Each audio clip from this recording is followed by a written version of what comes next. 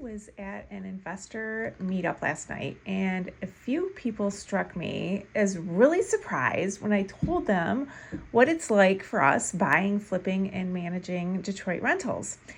And I tend to forget that my expectations are not the same as everyone else's.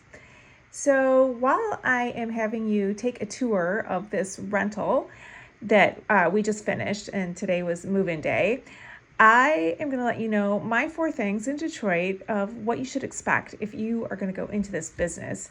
And then I'm going to give you a story time. I'm going to tell you about the tenant moving into this house and how my story shook up both these people I talked to last night, especially the Canadian guy who also does property management in Windsor, and he goes by a 700 credit score. And I was like, oh, wow. So nothing would have happened, he said, for him in Windsor like it did for me because of the credit score thing. But anyway, so I'll get into that story.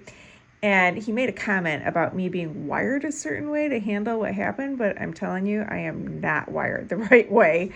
So it's kind of like a thing you'd have to think about before investing in Detroit, as far as if you could handle like what I just did and what I went through. So first, here are my 4 things to expect. Number 1, furnaces and hot water heaters are going to get stolen in Detroit. When a house is vacant, those things get stolen. Absolutely never leave tools in a house, and other things do get stolen, but mostly it's just furnaces and hot water heaters. And I did make an online course, and part of my course does go into what you can do about it. The course is how to manage houses yourself or how to manage your property manager. So check in the link below about that. Number 2, tenants can be very hard on houses, whereas we're like, oh, that's a good tenant. But then somebody else would say, that wasn't a good tenant. What are you talking about? We did kind of have that happen recently. We're like, oh, the woman was clean. And then the owner is like, but then why was the bill so much? We're like, well, no, that was good. So anyway, to us, a good tenant who moves out will cause about $3,000 to $5,000 in a turnover. A regular tenant, you're looking at $7,000 to $10,000 in turnover.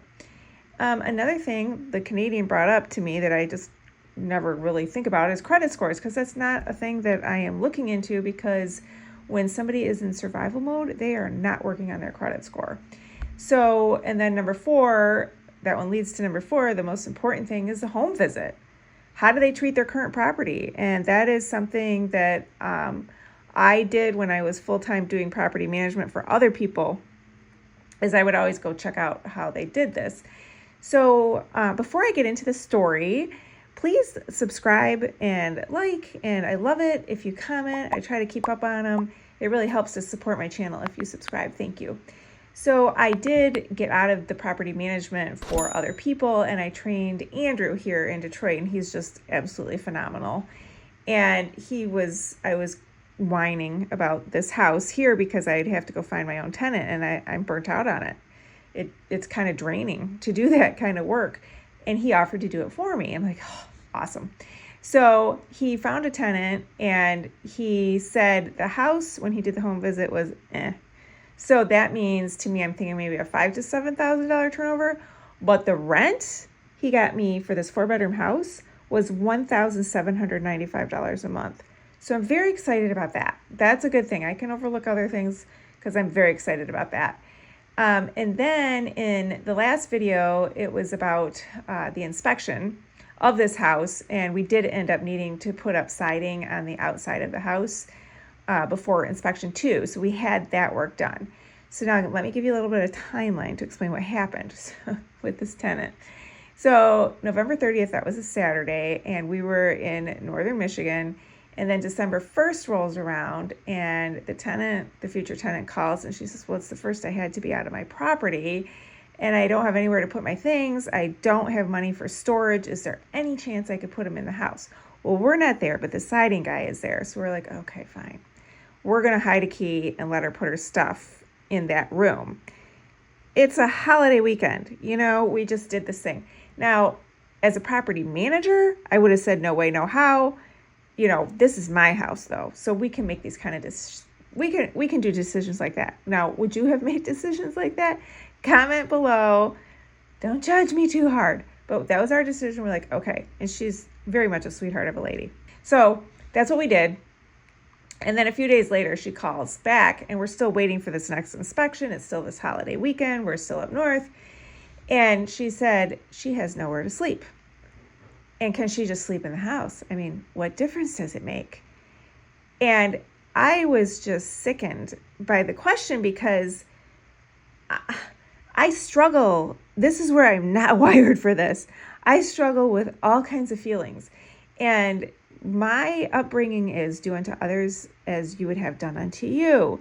Turn the other cheek. Kill them with kindness.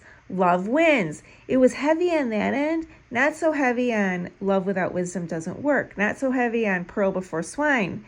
So it's that second half part that you're like, if you're thinking about doing this business, you have to be ready for that part. And where do you stand on that spectrum? Are you an overgiver? Are you an undergiver? And then your tenants hate you and they wreck your house. Are you an overgiver? Then they wreck your house. What is the answer here? So I did a stupid thing, and she asked me, and I immediately said, yes, of course you can. And then I hung up, and I called my husband. I'm like, oh shoot, what have I done? And he's like, no, she absolutely cannot. And I had to call her back and say that she couldn't. And that was really hard to do. So I kind of wondered if she slept there anyway. I don't know.